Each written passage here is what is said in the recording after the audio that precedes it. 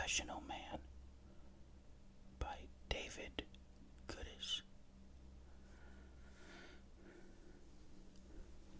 David Goodis, 1917 to 1967, was born in Philadelphia and received a B.S. in journalism from Temple University.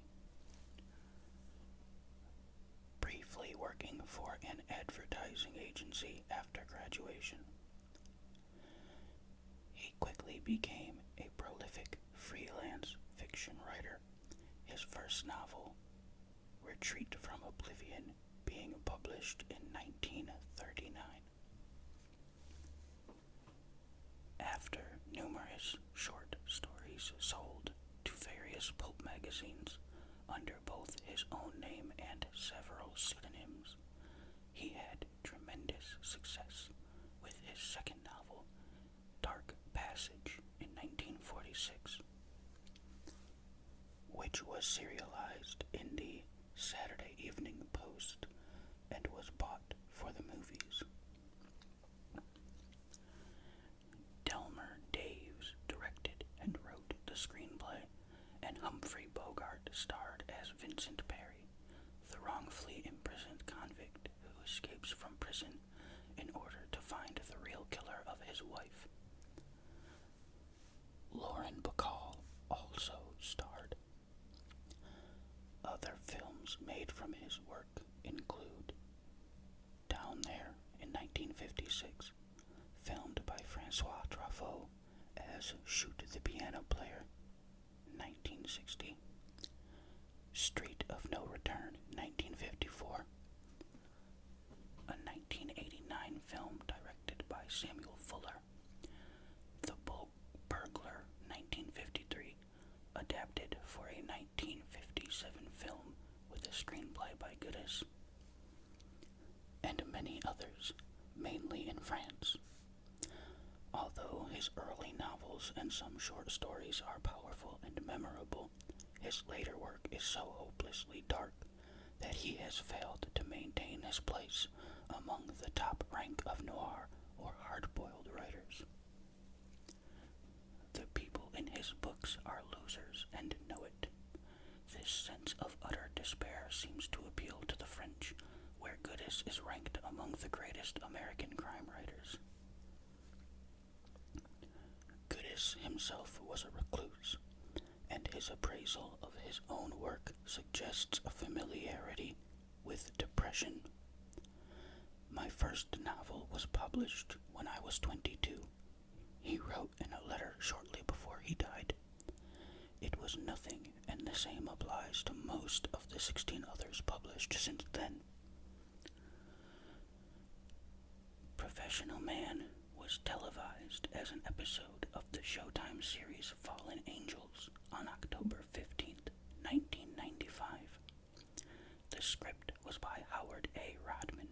Steven Soderbergh was the director, and it starred Peter Coyote as the boss and Brendan Fraser as Johnny Lamb. It was first published in the October 1953 issue of Manhunt. Okay, now the story. Here is Professional Man by David Goodis. At 5:05, the elevator operated by Freddy Lamb came to a stop on the street floor. Freddy smiled courteously to the departing passengers. As he said goodnight to the office-weary faces of secretaries and bookkeepers and executives, his voice was soothing and cool-sweet, almost like a caress for the women and a pat on the shoulder for the men. People were very fond of Freddy. He was always so pleasant, so polite and quietly cheerful. Of the 5 elevator men in the Chambers Trust building, Freddy Lamb was the favorite. His appearance blended with his voice and manner. He was neat and clean, and his hair was nicely trimmed. He had light brown hair parted on the side and brushed flat across his head.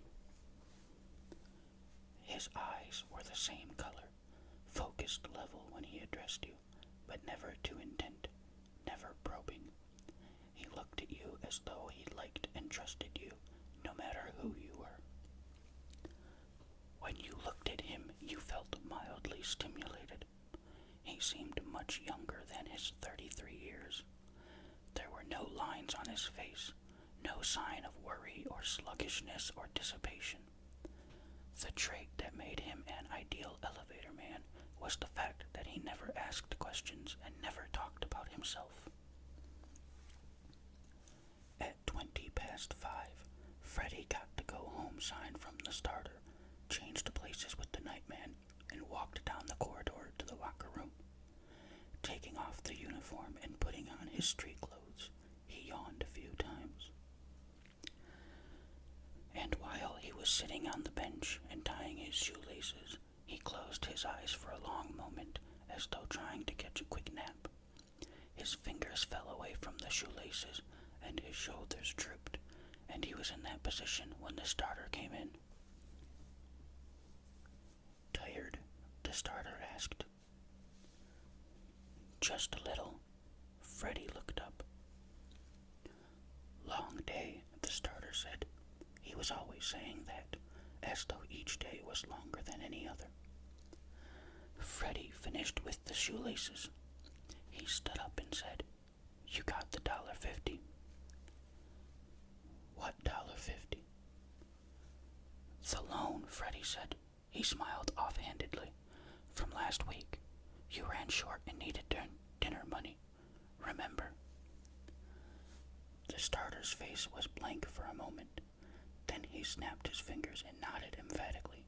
"You're absolutely right," he declared. "I'm glad you reminded me." He handed Freddy a $1 bill and 2 quarters. Freddy thanked him and said goodnight and walked out. The starter stood there, lighting a cigarette and nodding to himself and thinking, "Nice guy. He waited a week before he asked me, and then he asked me so nice. He's really a nice guy." At precisely 8:10, Freddy Lamb climbed out of the bathtub on the 3rd floor of the uptown rooming house in which he lived. In his room, he opened a dresser drawer, took out silk underwear, silk socks, and a silk handkerchief. When he was fully dressed, he wore a pale gray roll-collar shirt that had cost $14, a gray silk gabardine suit costing $97.50, and dark gray suede shoes that had set him back $23.95. He broke open a fresh pack of cigarettes and slipped them into a wafer-thin sterling silver case, and then he changed wristwatches. The one he had been wearing was of mediocre quality and had a steel case. The one he wore now was 14-karat white gold, but both kept perfect time. He was very particular about the watches he bought. He wouldn't wear a watch that didn't keep absolutely perfect time. The white gold watch showed 8:20 when Freddy walked out of the rooming house. He walked down 16th to Ontario, then over to Broad and caught a cab. He gave the driver an address downtown. The cab's headlights merged with the flooded glare of southbound traffic. Freddy leaned back and lit a cigarette. "Nice weather," the driver commented. "Yes, it certainly is," Freddy said. "I like it this time of year," the driver said. "It ain't too hot and it ain't too cold. It's just right." He glanced at the rearview mirror and saw that his passenger was putting on a pair of dark glasses. He said, "You in show business?" "No," Freddy said. "What's the glasses for?" Freddy didn't say anything. "What's the glasses for?" the driver asked. "The headlights hurt my eyes," Freddy said. He said it somewhat slowly, his tone indicating that he was rather tired and didn't feel like talking.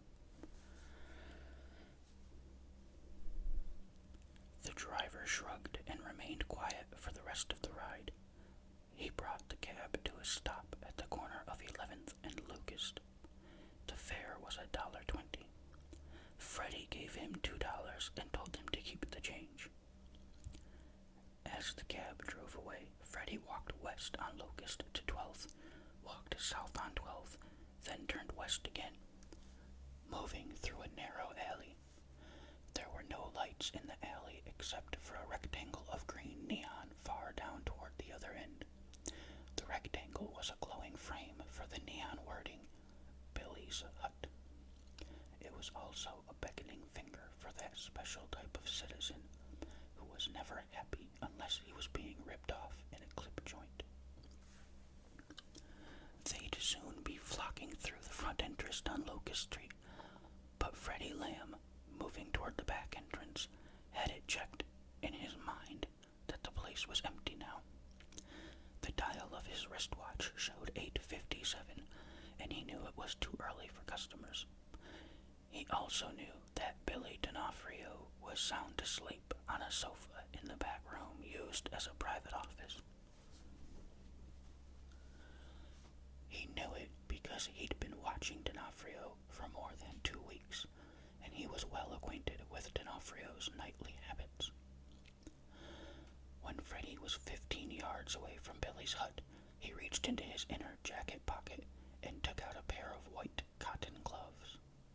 When he was 5 yards away, he came to a stop and stood motionless, listening.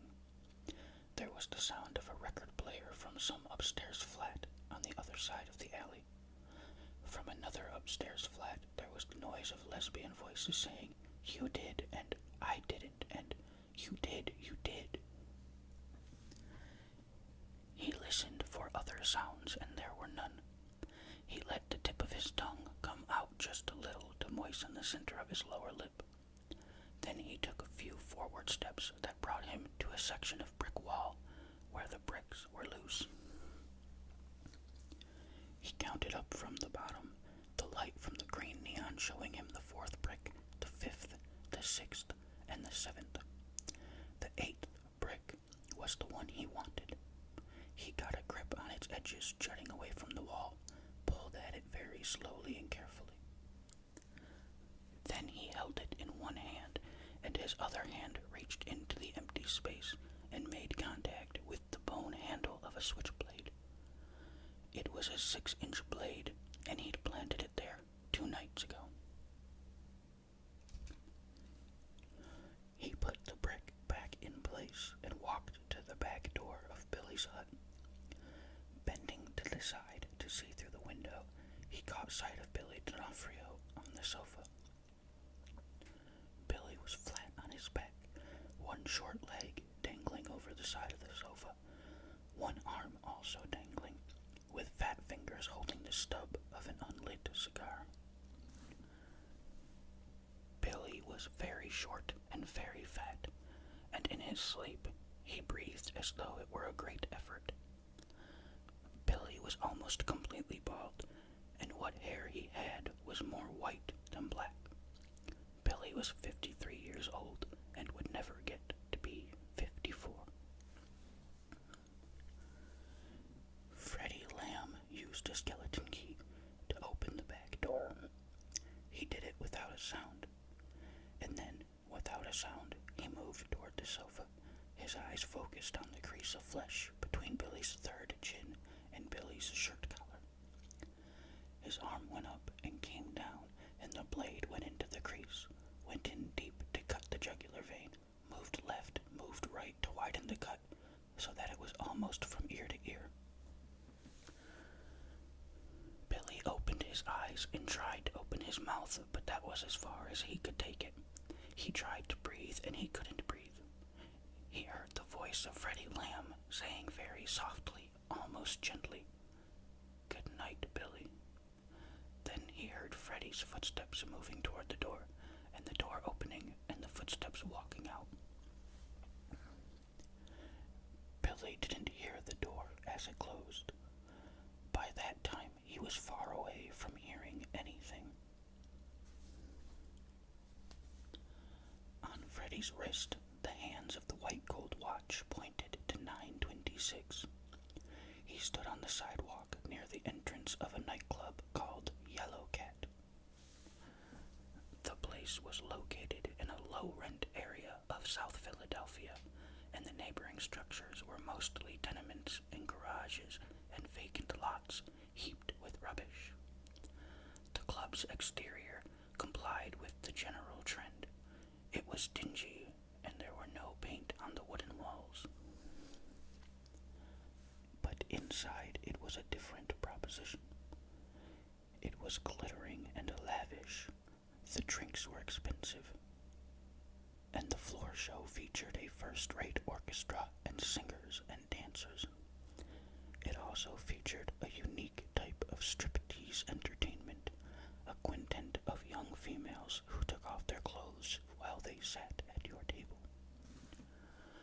For a reasonable bonus, they'd let you keep the brassiere or garter or whatnot for a souvenir. The white gold watch showed 9:28. Freddy decided to wait another 2 minutes. His appointment with the owner of Yellow Cat had been arranged for 9:30. He knew that Herman was waiting anxiously for his arrival, but his personal theory of punctuality stipulated split-second precision, and since they'd made it for 9:30, he'd see Herman at 9:30, not a moment earlier or later. A taxi pulled up, and a blonde stepped out. She paid the driver and walked toward Freddy, and he said, "Hello, Pearl." Pearl smiled at him. "Kiss me hello." "Not here," he said. "Later." He nodded. He looked her up and down. She was 5'5" and weighed 110, and nature had given her a body that caused men's eyes to bulge. Freddy's eyes didn't bulge, although he told himself she was something to see. He always enjoyed looking at her. He wondered if he still enjoyed the nights with her. He'd been sharing the nights with her for the past several months, and it had reached the point where he wasn't seeing any other women, and maybe he was missing out on something.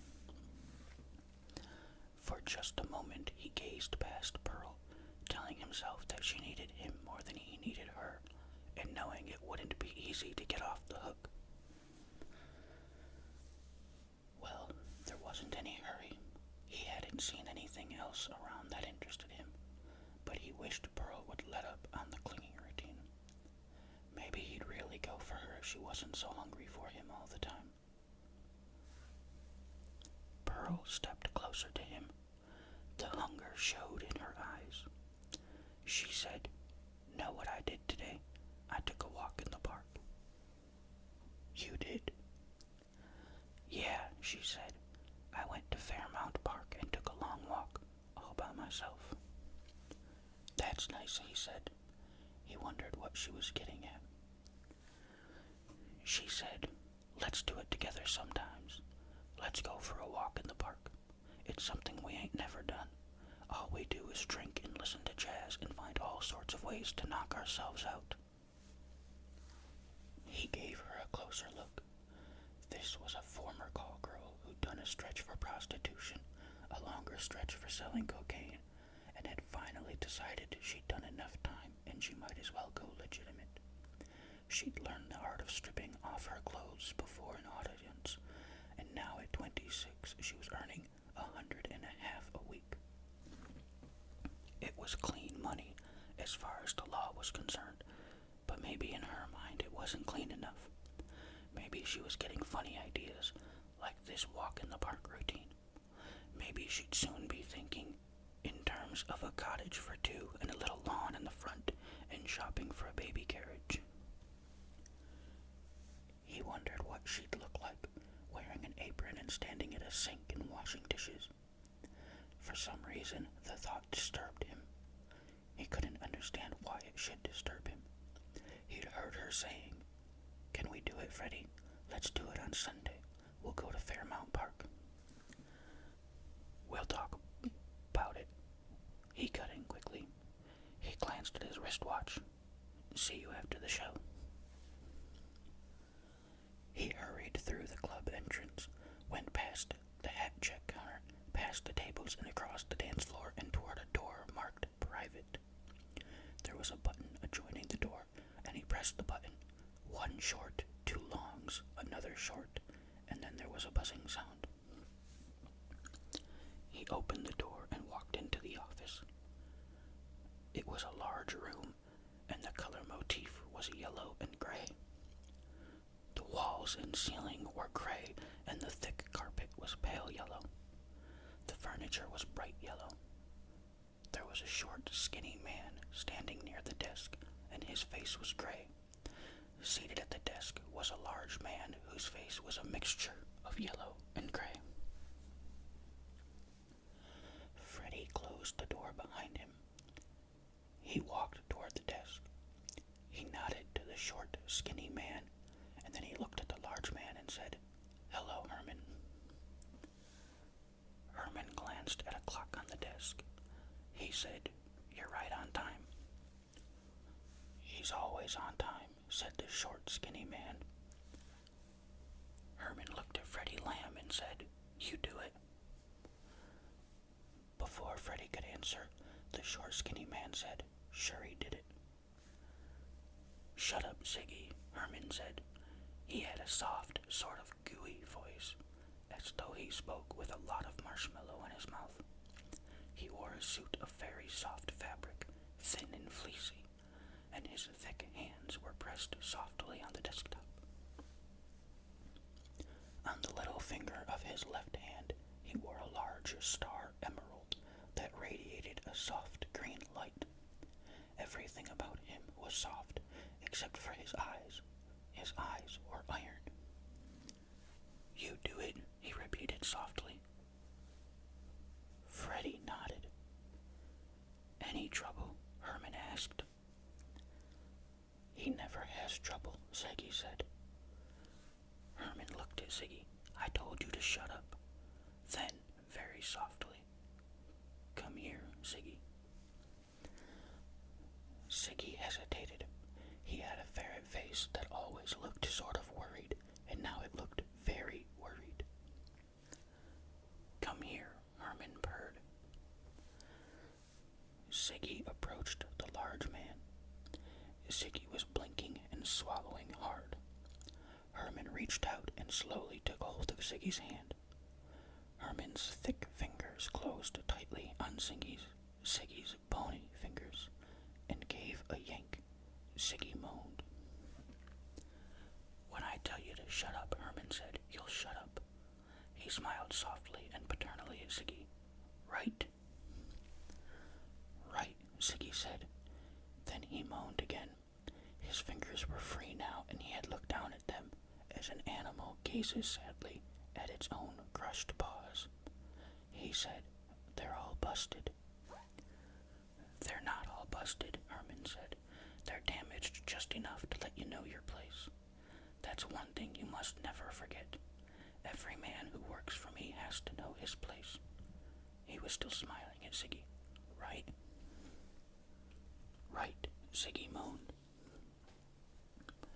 Then Herman looked at Freddy Lamb and said, "Right." Freddy didn't say anything. He was looking at Ziggy's fingers. Then his gaze climbed to Ziggy's face. The lips quivered as though Ziggy was trying to hold back sobs. Freddy remembered the time when nothing could hurt Ziggy, when Ziggy and he were their own bosses and did their engineering on the waterfront. There were a lot of people on the waterfront who were willing to pay good money to have other people placed on stretchers or in caskets.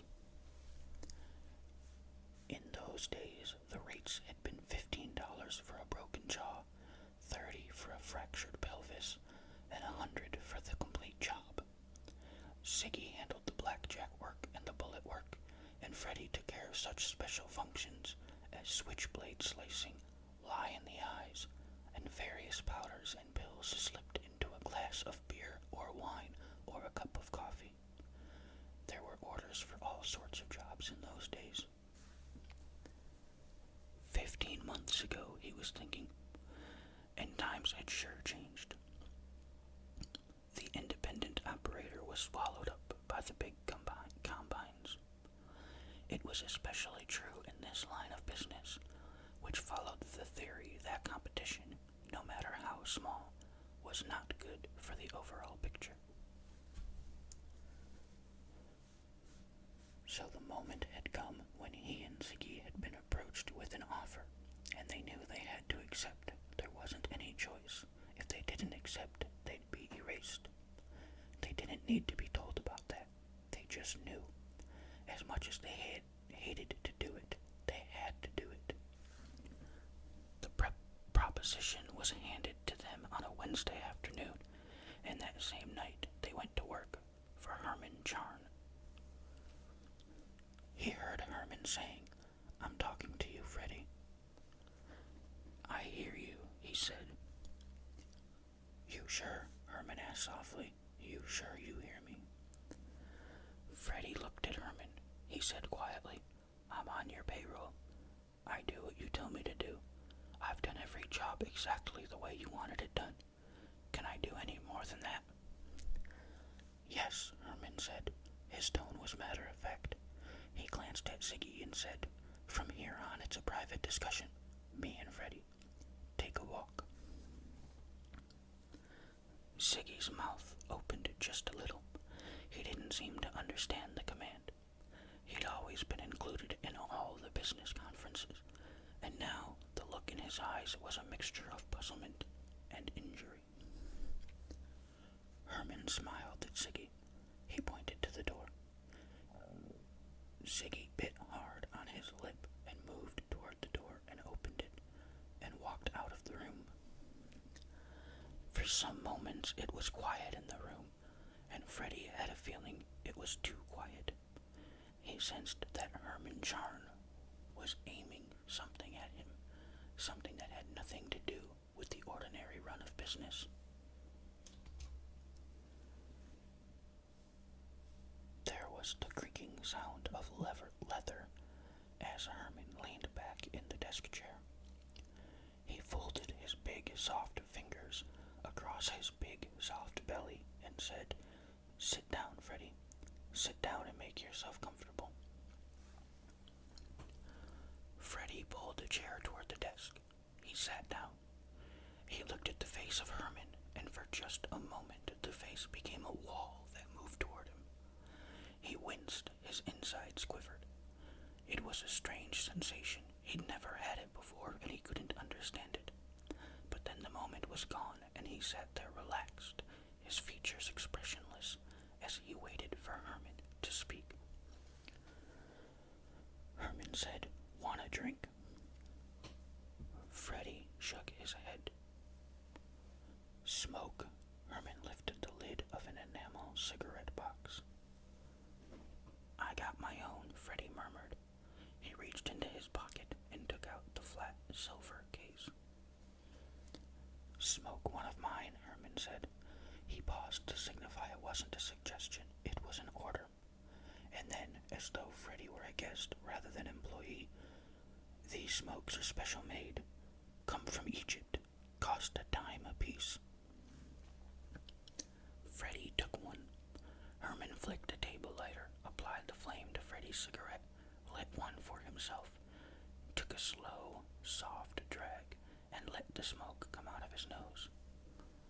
Herman waited until all of the smoke was out, and then said, "You didn't like what I did to Ziggy." It was a flat statement that didn't ask for an answer.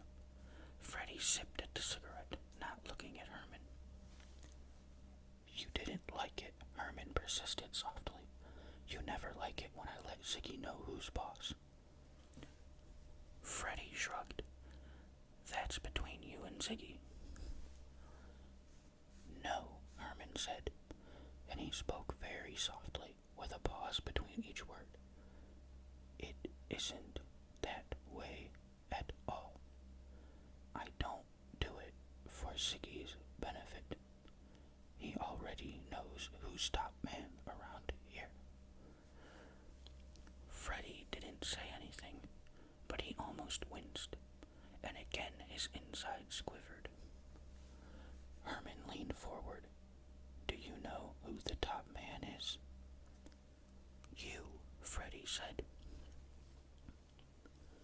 Herman smiled. Thanks, Freddy. Thanks for saying it. Then the smile vanished and Herman's eyes were hammerheads. But I'm not sure you mean it. Freddy took another sip from the Egyptian cigarette. It was strongly flavored tobacco, but somehow he wasn't getting any taste from it. Herman kept leaning forward. I gotta be sure, Freddy, he said. You've been working for me more than a year, and just like you said, you do all the jobs exactly the way I want them done. You plan them perfect. It's always clean and neat from start to finish. I don't mind saying you're one of the best. I don't think I've ever seen a cooler head. You're as cool as they come, an icicle on wheels. That's plenty cool, Freddy murmured. It sure is, Herman said. He let the pause drift in again.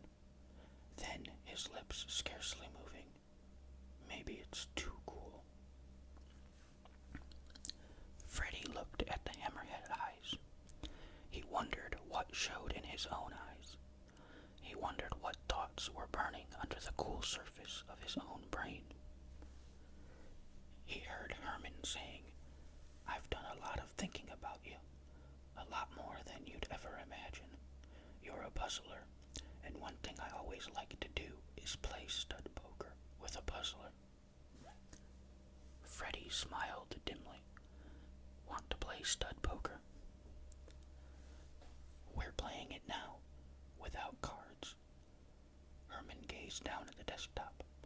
His right hand was on the desktop and he flicked his wrist as though he was turning over the whole card. His voice was very soft as he said, I want you to break it up with Pearl. Freddy heard himself saying, All right, Herman. It was as though Freddy hadn't spoken. Herman said, I'm waiting, Freddy. Waiting for what? He told the dim smile to stay on his lips. It stayed there. He murmured, You tell me to give her up, and I say all right.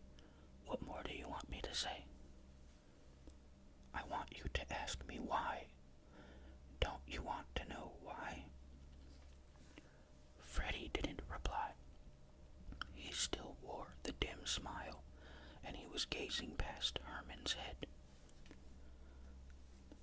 Come on, Freddy. I'm waiting to see your whole card. Freddy remained quiet. All right, Herman said. I'll keep on showing you mine. I go for Pearl. I went for her the first time I laid eyes on her. That same night I took her home with me and she stayed over. She did what I wanted her to do, but it didn't mean a thing to her. It was just like turning a trick. I thought it wouldn't bother me. Once I have them in bed, I can put them out of my mind. But this thing with Pearl, it's different. I've had her on my mind, and it gets worse all the time, and now it's gotten to the point where I have to do something about it. First thing I gotta do is clear the road. It's cleared, Freddy said. I'll tell her tonight I'm not seeing her anymore. Just like that, and Herman snapped his fingers. Yes, Freddy said. His fingers made the same sound, just like that. Herman leaned back in the soft leather chair. He looked at the face of Freddy Lamb as though he was trying to solve a cryptogram. Finally, he shook his head slowly, and then he gave a heavy sigh, and he said, All right, Freddy, that's all for now. Freddy stood up. He started toward the door. Halfway across the room, he stopped and turned and said, You promised me a bonus for the Denafo job. This is Monday, Herman said. I hand out the pay on Friday. You said I'd be paid right off. Did I? Herman smiled softly. Yes, Freddy said. You said the deal on Denafrio was something special, and the customer was paying $1,500. You told me there was $500 in it for me, and I'd get the bonus the same night I did the job. Herman opened a desk drawer and took out a thick roll of bills. Can I have it in 10s and 20s? Freddy asked. Herman lifted his eyebrows. Why the small change? I'm an elevator man, Freddy said. The bank would wonder what I was doing with 50s. You're right, Herman said. He counted off the $500 in 10s and 20s and handed the money to Freddy. He leaned back in the chair and watched Freddy folding the bills and pocketing them and walking out of the room. When the door was closed, Herman said aloud to himself, Don't try to figure him out. He's all ice and no soul, strictly a professional. The white gold watch showed 11:35. Freddy sat at a table watching the floor show and drinking from a tall glass of gin and ginger ale. The yellow cat was crowded now, and Freddy wore the dark glasses, and his table was in a darkly shadowed section of the room. He sat there with Ziggy and some other men who worked for Herman. There was Dino, who did his jobs at long range and always used a rifle. There was Shikey, 6'6" and weighing 300 pounds, an expert at bone cracking, gouging, and the removing of teeth. There was Riley, another bone cracker and strangling specialist.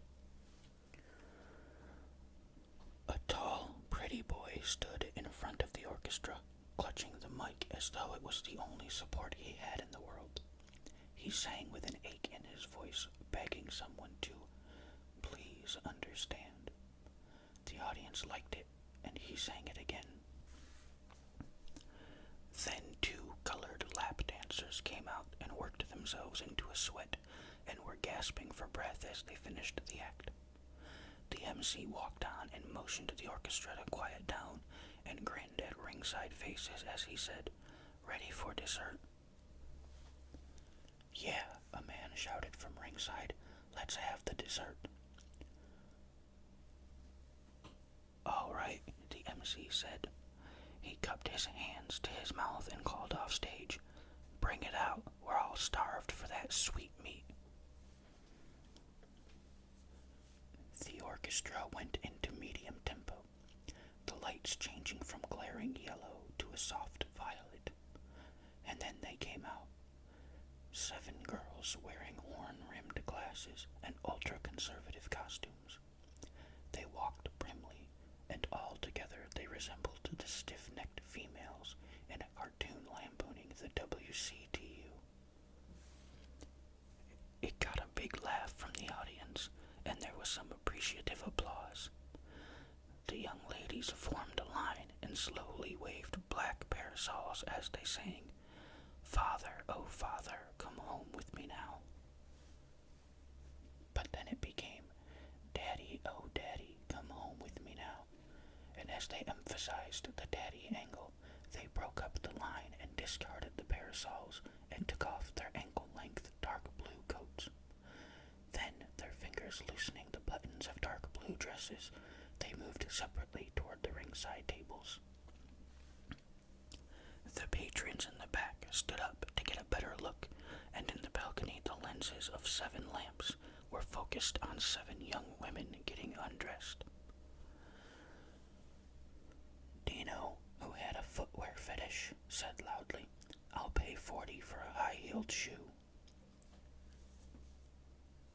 One of the girls took off her shoe and flung it toward Freddy's table. Shikey caught it and handed it to Dino. A waiter came over and Dino handed him 4 10s, and he took the money to the girl. Riley looked puzzledly at Dino and said, What you gonna do with a high-heeled shoe? And Shikey said, he boils them and eats them. But Ziggy had another theory. He bangs the heel against his head, Ziggy said. That's the way he gets his kicks.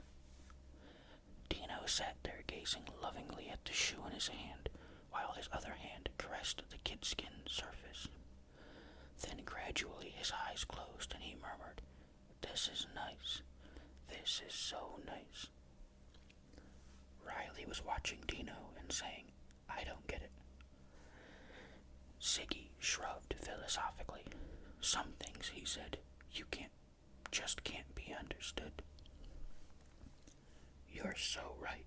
It was Freddy talking. He didn't know his lips were making sounds. He was looking across the tables at Pearl. She sat with some ringsiders, and already she'd taken off considerable clothing. She was half naked. On her face there was a detached look, and her hands moved mechanically as she unbuttoned the buttons and unzipped the zippers. There were 3 men sitting with her, and their eyes feasted on her. They had their mouths open in a sort of mingled fascination and worship. At nearby tables, the other strippers were performing, but they weren't getting undivided attention. Most of the men were watching Pearl. One of them offered $100 for her stocking. She took off the stocking and let it dangle from her fingers. In a semi-whisper, she asked if there were any higher bids. Freddy told himself that she wasn't happy doing what she was doing. Again, he could hear her plaintive voice as she asked him to take her for a walk in the park. Suddenly, he knew that he'd like that very much. He wanted to see the sun shining on her hair, instead of the nightclub lights. He heard himself saying aloud, 500. He didn't shout it, but at the ringside tables they all heard it, and for a moment there was stunned silence. At his own table, the silence was very thick. He could feel the pressure of it, and the moment seemed to have substance, something on the order of iron wheels going around and around, making no sound and getting nowhere. Some things just can't be understood, he thought. He was taking the 10s and 20s from his jacket pocket. The 500 seemed to prove the truth of Siggy's vague philosophy.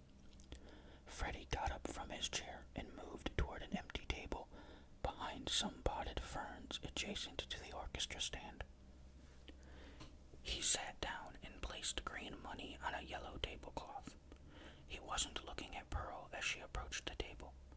From ringside, an awed voice was saying, "For one silk stocking, she gets $50,000. She seated herself at the table. He showed the money toward her. He said, "There's your cash. Let's have the stocking." "This a gag?" she asked quietly. Her eyes were somewhat sullen. There was some laughter from the table where Siggy and some of the others were seated. They now had the notion it was some sort of joke. Freddy said, "Take off the stocking." She looked at the pile of 10s and 20s. She said, "What you want the stocking for?" "Souvenir," he said. It was the tone of his voice that did it. Her face paled. She started to shake her head very slowly, as though she couldn't believe him. "Yes," he said, with just the trace of a sigh. "It's all over, Pearl. It's the end of the line." She went on shaking her head. She couldn't talk. He said, "I'll hang the stocking in my bedroom." She was biting her lip. "It's a long time till Christmas." "For some people, it's never Christmas." "Freddy," she leaned toward him. "What's it all about? Why are you doing this?" He shrugged. He didn't say anything. Her eyes were getting wet. "You won't even give me a reason." All he gave her was a cool smile. Then his head was turned and he saw the faces at Ziggy's table, and then he focused on the face of the large man who stood behind the table. He saw the iron in the eyes of Herman Jarn. He told himself he was doing what Herman had told him to do. and just then he felt the quiver in his insides. It was mostly in the spine, as though his spine was gradually turning to jelly. He spoke to himself without a sound. He said, "No, it isn't that. It can't be that." Pearl was saying, "All right, Freddy, if that's the way it is." He nodded very slowly. Pearl bent over and took the stocking off her leg. She placed the stocking on the table. She picked up the 500, counted it off to make sure it was all there.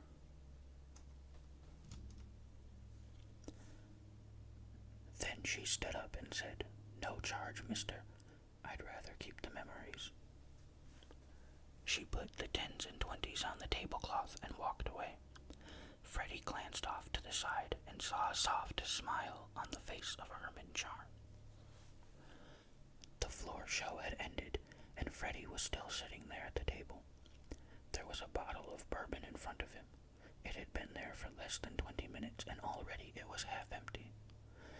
There was also a pitcher of ice water, and the pitcher was full. He didn't need a chaser because he couldn't taste the whiskey. He was drinking the whiskey from the water glass. A voice said, "Freddy," and then a hand tugged at his arm. He looked up and saw Ziggy sitting beside him. He smiled at Ziggy. He motioned toward the bottle and shot glass and said, "Have a drink." Ziggy shrugged. "I might as well while I got the chance. At the rate you're going, that bottle will soon be empty." "It's very good bourbon," Freddy said.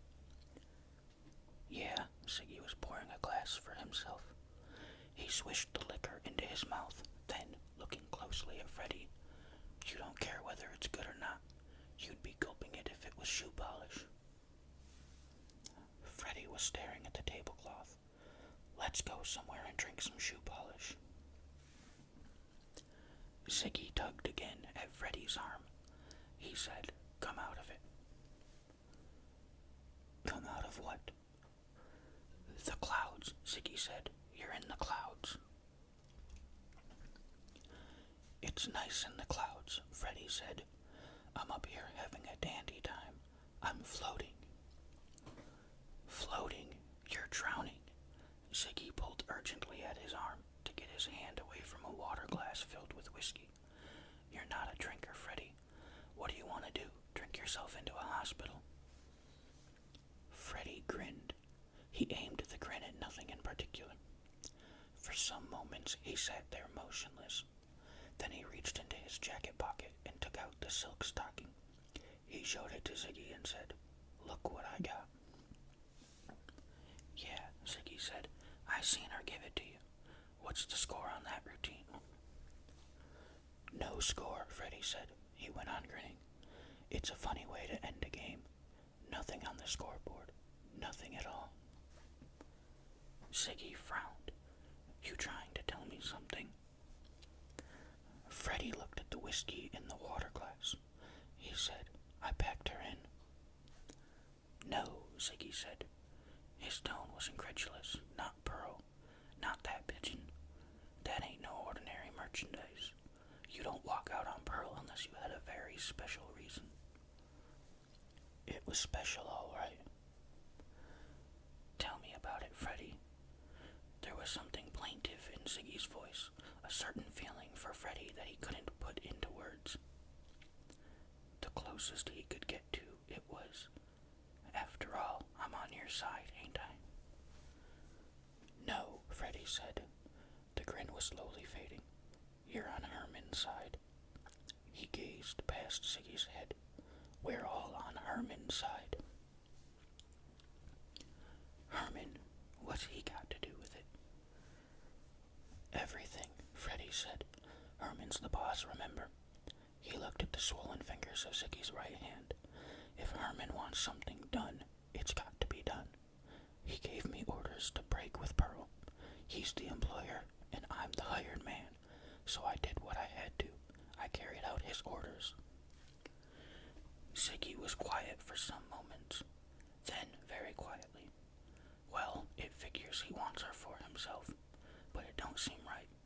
just ain't fair.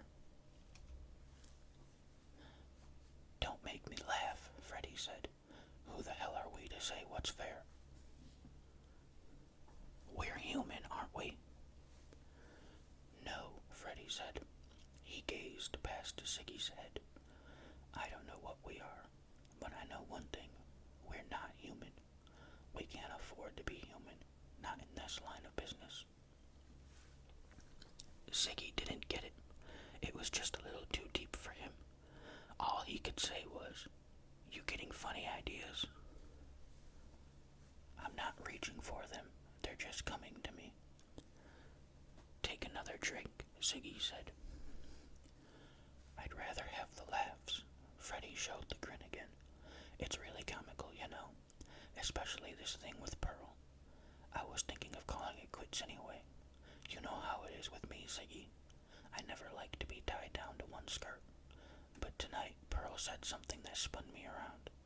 We were talking outside the club, and she brought it in out of left field. She asked me to take her for a walk in the park." Siggy blinked a few times. "What?" "A walk in the park," Freddy said. "What for?" Siggy wanted to know. "She getting square all of a sudden? She want to go around picking flowers?" "I don't know," Freddy said. "All she said was, it's very nice in Fairmount Park. She asked me to take her there, and we'd be together in the park, just taking a walk." Siggy pointed to the glass. "You better take that drink." Freddy reached for the glass, but someone else's hand was there first.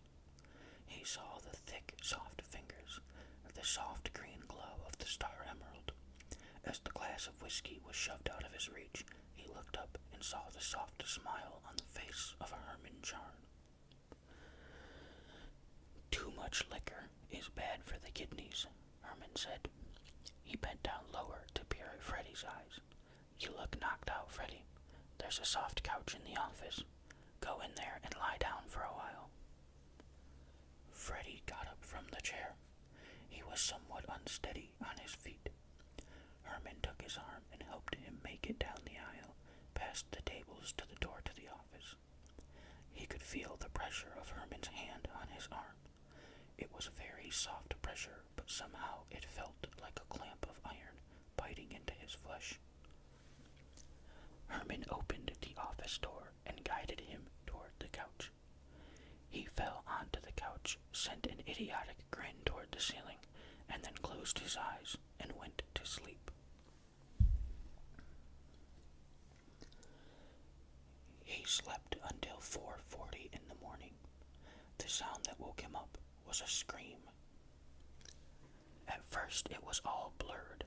There was too much whiskey fog in his brain. He had no idea where he was or what was happening. He pushed his knuckles against his eyes. Then, sitting up, he focused on the faces in the room. He saw Shikey and O'Reilly, and they had girls sitting in their laps. They were on the other couch at the opposite side of the room. He saw Dino standing near the couch with his arm around the waist of a slim brunette. Then he glanced toward the door and he saw Siggy. That made 7 faces for him to look at. He told himself to keep looking at them. If he concentrated on that, maybe he wouldn't hear the screaming. But he heard it. The scream was an animal sound, and yet he recognized the voice. It came from near the desk, and he turned his head very slowly, telling himself he didn't want to look, but knowing he had to look. He saw Pearl kneeling on the floor. Herman stood behind her. With one hand, he was twisting her arm up high between her shoulder blades. His other hand was on her head, and he was pulling her hair so that her face was drawn back, her throat stretched. Herman spoke very softly. "You make me very unhappy, Pearl. I don't like to be unhappy." Then Herman gave her arm another upward twist and pulled tighter on her hair, and she screamed again. The girl in Shikey's lap gave Pearl a scornful look and said, "You're a damn fool." In spades. It came from the stripper who nestled against Riley. All he wants her to do is kiss him like she means it. Freddy told himself to get up and walk out of the room. He lifted himself from the couch and took a few steps toward the door and heard Herman saying, "Not yet, Freddy. I'll tell you when to go." He went back to the couch and sat down. Herman said, "Be sensible, Pearl. Why can't you be sensible?" Pearl opened her mouth to scream again, but no sound came out. There was too much pain and it was choking her. The brunette who stood with Dino was saying, "It's a waste of time, Herman. She can't give you what she hasn't got. She just don't have it for you, Herman." "She'll have it for him," Dino said. "Before he's finished, you'll have her crawling on her belly." Herman looked at Dino. "No," he said. "She won't do that. I wouldn't let her do that." He cast a downward glance at Pearl. His lips shaped a soft smile. There was something tender in the smile and in his voice. "Pearl, tell me something. Why don't you want me?" He gave her a chance to reply, his fingers slackening the grip on her wrist and her hair. She groaned a few times and then she said, "You got my body, Herman. You can have my body any time you want it." "That isn't enough," Herman said. "I want you all the way, 100%. It's got to be like that, Pearl.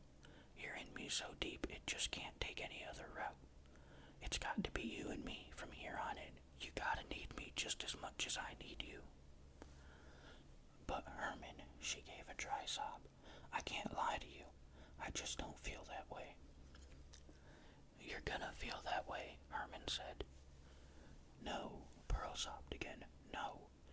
No." "Why not?" He was pulling her hair again, twisting her arm. But it seemed he was suffering more than Pearl. The pain racked his pleading voice. "Why can't you feel something for me?" Her reply was made without sound. She managed to turn her head just a little toward the couch, and everyone in the room saw her looking at Freddy. Herman's face became very pale.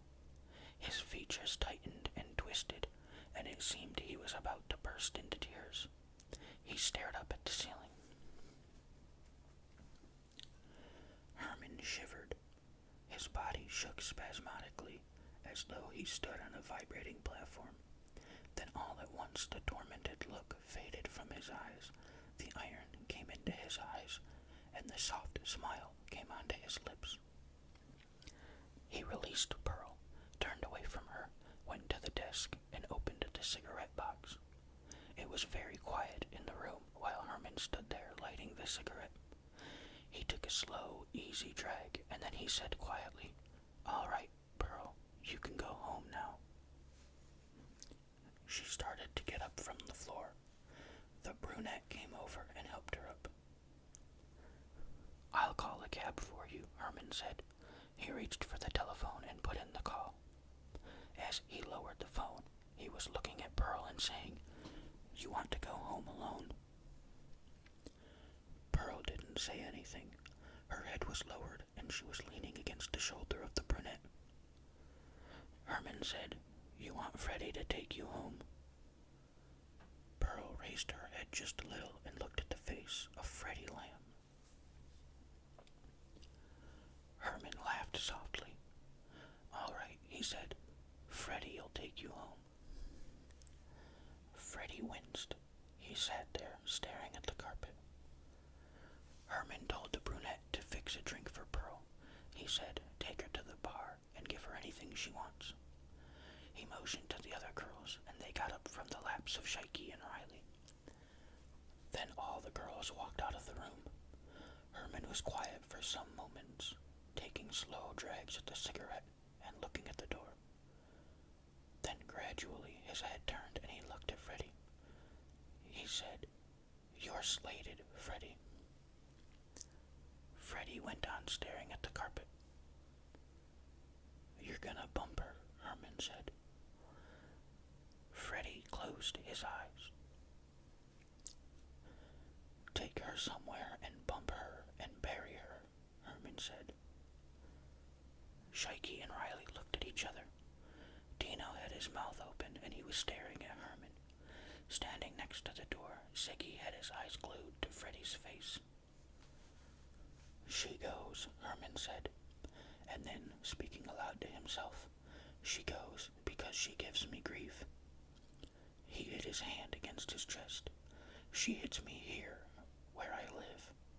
Hits me too hard. Hurts me. I don't appreciate getting hurt, especially here. Again, his hand thumped his chest. He said, You'll do it, Freddy. You'll see to it that I get rid of the hurt. Let me do it, Ziggy said. Herman shook his head. He pointed a finger at Freddy. His finger jabbed empty air, and he said, Freddy does it. Freddy. Ziggy opened his mouth, tried to close it, couldn't close it, and blurted, Why take it out on him? That's a stupid question, Herman said mildly. I'm not taking it out on anybody. I'm giving the job to Freddy because I know he's dependable. I can always depend on Freddy. Ziggy made a final, frantic try. Please, Herman, he said. Please don't make him do it. Herman didn't bother to reply. All he did was give Ziggy a slow, appraising look up and down. It was like a soundless warning to Ziggy, letting him know he was walking on thin ice, and the ice would crack if he opened his mouth again. Then Herman turned to Freddy and said, Where's your blade? Stashed, Freddy said. He was still staring at the carpet. Herman opened a desk drawer. He took out a black-handled switchblade. Use this, he said, coming toward the couch. He handed the knife to Freddy. Give it a try, he said. Freddy pressed the button. The blade flicked out. It glimmered blue-white. He pushed the blade into the handle and tried the button again. He went on trying the button and watching the flash of the blade. It was quiet in the room as the blade went in and out, in and out. Then from the street there was the sound of a horn. Herman said, That's the taxi. Freddy nodded and got up from the sofa and walked out of the room. As he moved toward the girls who stood at the cocktail bar, he could feel the weight of the knife in the inner pocket of his jacket. He was looking at Pearl and saying, Come on, let's go, and as he said it, the blade seemed to come out of the knife and slice into his own flesh. The taxi was cruising north on 16th Street. On Freddy's wrist, the white gold watch said 5:20. He was watching the parade of unlit windows along the dark street. Pearl was saying something, but he didn't hear her. She spoke just a bit louder, and he turned and looked at her. He smiled and murmured, Sorry, I wasn't listening. Can't you sit closer? He moved closer to her. A mixture of moonlight and street lamp glow came pouring into the back seat of the taxi and illuminated her face. He saw something in her eyes that caused him to blink several times. She noticed the way he was blinking and said, What's the matter? He didn't answer. He tried to stop blinking and he couldn't stop. Hangover? Pearl asked. No, he said. I feel all right now. I feel fine. For some moments she didn't say anything. She was rubbing her sore arm. She tried to stretch it, winced, and gasped with pain, and said, Oh, Jesus, it hurts. It really hurts. Maybe it's broken. Let me feel it, he said. He put his hand on her arm. He ran his fingers down from above her elbow to her wrist. It isn't broken, he murmured. Just a little swollen, that's all. Sprained some ligaments. She smiled at him. The hurt goes away when you touch it. He tried not to look at her, but something fastened his eyes to her face. He kept his hand on her arm. He heard himself saying, I feel sorry for Herman. If he could see you now, I mean if you look at him like you're looking at me. Freddy, she said. Freddy. Then she leaned toward him. She rested her head on his shoulder. Then somehow everything was quiet and still, and he didn't hear the noise of the taxi's engine. He didn't feel the bumps as the wheels hit the ruts in the cobblestone surface of 16th Street. But suddenly there was a deep rut, and the taxi gave a lurch. He looked up and heard the driver cursing the city engineers. God damn it, the driver said. They gotta deal with the tire companies. Freddy stared past the driver's head, his eyes aimed through the windshield to see the wide intersection where 16th Street met the Parkway. The Parkway was a 6-laned drive, slanting to the left of the downtown area, going away from the concrete of Philadelphia skyscrapers and pointing toward the green of Fairmount Park. Turn left, Freddy said. They were approaching the intersection, and the driver gave a backward glance. Left, the driver asked. That takes us out of the way. You gave me an address on 17th, near Lehigh. We gotta hit it from 16th. I know, Freddy said quietly, but turn left anyway. The driver shrugged. You're the captain.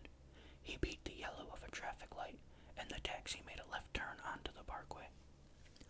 Pearl said, What's this, Freddy? Where are we going? In the park. He wasn't looking at her. We're gonna do what you said we should do. We're gonna take a walk in the park. For real? Her eyes were lit up. She shook her head as though she could scarcely believe what he'd just said. We'll take a nice walk, he murmured. Just the two of us. The way you wanted it. Oh, she breathed. Oh, Freddy. The driver shrugged again. The taxi went past the big monuments and fountains of Logan Circle, past the Rodin Museum and the Art Museum, and onto River Drive.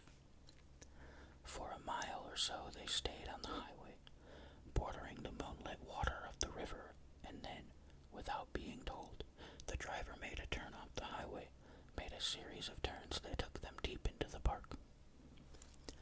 They came to a section where there were no lights, no movement, no sound except the autumn wind drifting through the trees and bushes and tall grass and flowers. Stop here, Freddy said. The taxi came to a stop. They got out and he paid the driver. The driver gave him a queer look and said, You sure picked a lonely spot. Freddy looked at the cabman. He didn't say anything.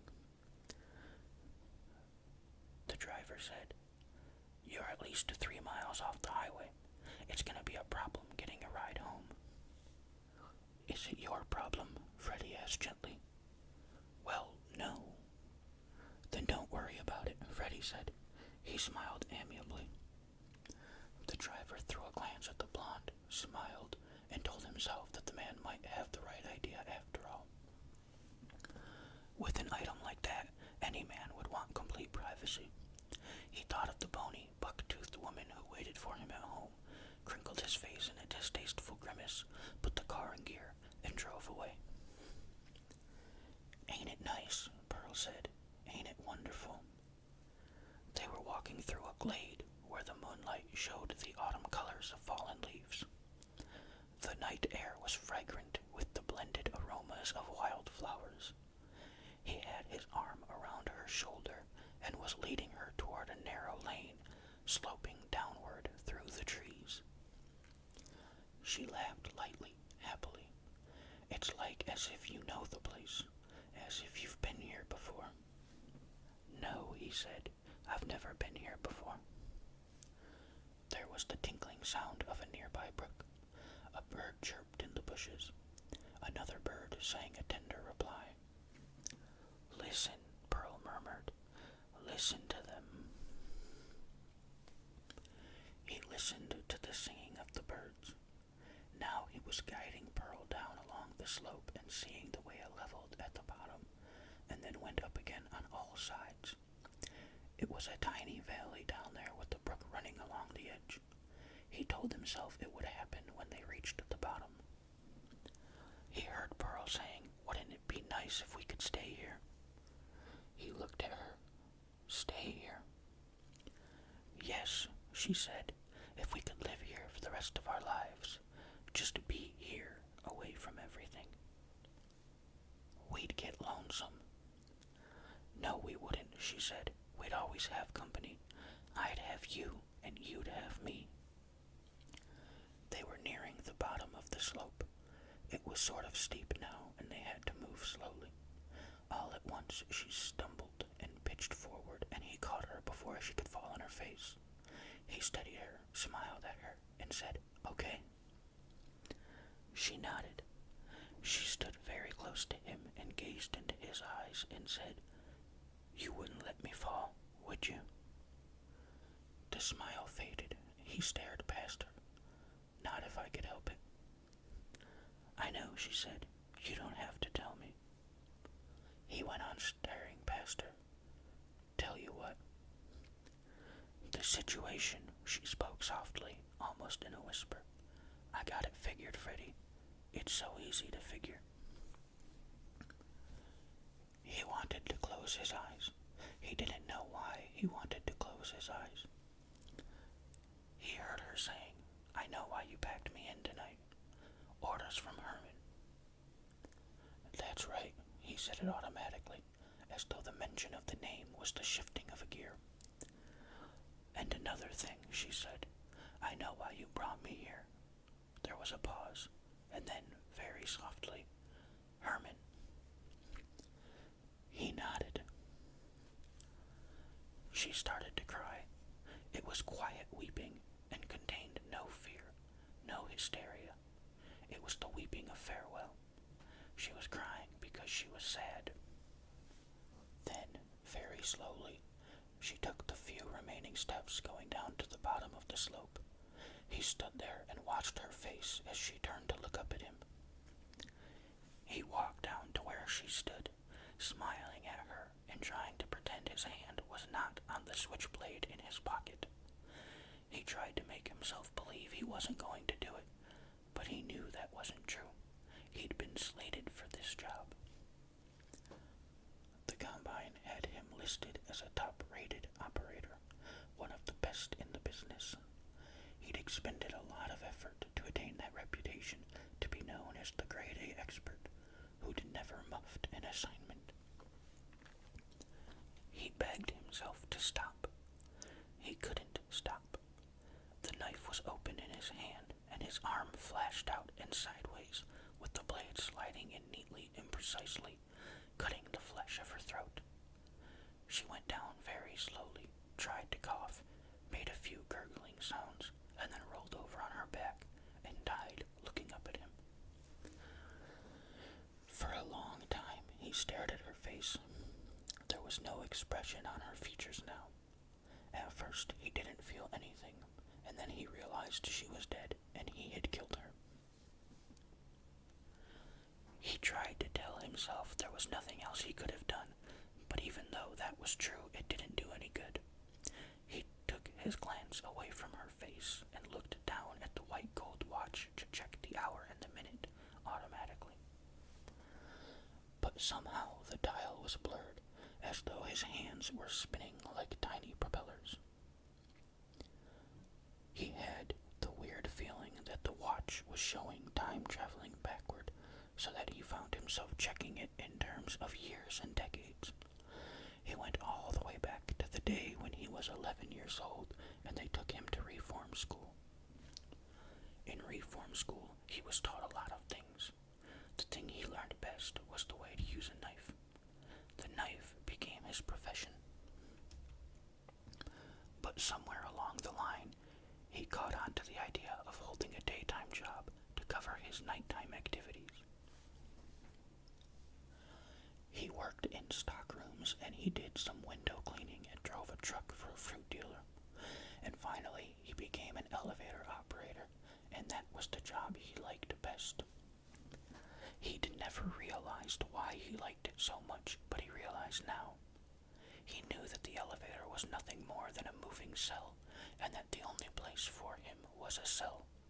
The passengers were just a lot of friendly visitors walking in and out, saying good morning, Freddy, and good night, Freddy, and they were such nice people. Just the thought of them brought a tender smile to his lips. Then he realized he was smiling down at her. He sensed a faint glow coming from somewhere, lighting her face. For an instant, he had no idea what it was. Then he realized it came from the sky. It was the first signal of approaching sunrise. The white gold watch showed 5:53. Freddy Lamb told himself to get moving. For some reason, he couldn't move. He was looking down at the dead girl. His hand was still clenched about the switchblade, and as he tried to relax it, he almost dropped the knife. He looked down at it. The Combine was a cell too, he told himself. The Combine was an elevator from which he could never escape. It was going steadily downward, and there were no stops until the end. There was no way to get out. Herman had made him kill the girl. Herman would make him do other things, and there was no getting away from that. If he killed Herman, there would be someone else. The elevator was carrying Freddy steadily downward. Already he had left Pearl somewhere far above him. He realized it all at once, and an unreasonable terror filled him. Freddy looked at the white gold watch again.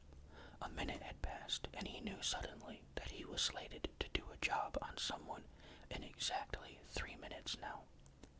The minutes passed, and he stood there alone. At precisely 5:57, he said goodbye to his profession and plunged the blade into his heart.